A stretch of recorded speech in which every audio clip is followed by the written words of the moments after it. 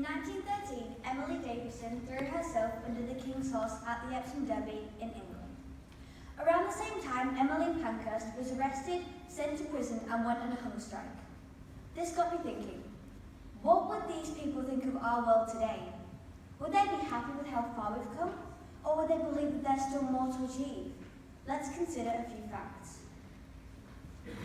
In our country today, 1 woman dies every week as a result of domestic violence. In our lifetime, 1 out of 3 women will experience domestic violence. In Australia, the gender pay gap is 17.9%, which means that on average, for every dollar a man gets, a woman gets paid only 77 cents. The average AFL player earns $300,000 a year, yet an entire netball team receives only $280,000 a year to share amongst them all. In a democratic country, one way that men and women express themselves as individuals is through voting. Women have been able to vote in Australia since 1902, yet it was only 2015 before women in Saudi Arabia were able to vote. Life in other countries can be very different for women. In Saudi Arabia, for example, women are required to have a male guardian. They are forbidden from travelling or even driving a car without written permission from a man. Who here believes that women should be equal to men? Who here has ever said to someone, "Toughen up, princess," or "Man up, you're such a girl"? I know I have. But this proves a point, that these comments are ingrained in our society, and we all believe that it's okay.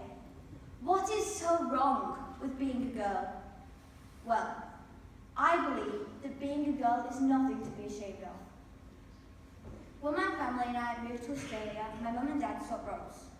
My mum went back to work full-time and my dad stayed at home to look after my baby brother and I. At my old school, they organised a Mother's Day event where they invited mums to come to school and be pampered. The school assumed that all mums could turn up in the middle of the day because there was an expectation that most mums were not working. This excluded some people in our school. However, I was fortunate because my dad was happy to come along and support me instead of my mother. I secretly think he just wanted a pedicure. That made me realise that people expect women to stay at home and take care of their kids and men to take care of their family by going out and working full-time. In her first speech to the United Nations, the famous Harry Potter actress Emma Watson said, "I have seen my father's role as a parent being valued less in this society despite my needing of his presence as much as my mother's." In 2012, in northwest Pakistan, a young girl called Malala survived an assassination attempt. She was shot in the head as she boarded the school bus. She was shot for speaking up about living in an area where girls can't go to school. What did she do? She chose not to be beaten and to carry on. She has since won the Nobel Peace Prize for her amazing work, and she's travelling the world speaking about children's rights, human rights, and women's rights. In her words, "Extremists have shown what frightens them most. It is a girl with a book." People like Emma Watson, Malala, and Hillary Clinton are our suffragettes today. But we don't have to be suffragettes. We don't have to be feminists. We don't have to be famous to have a voice. We can speak up when we see something is wrong. We can challenge our own behaviours. It's about being fair to everybody, men and women. And I must remind you that we do need men as well.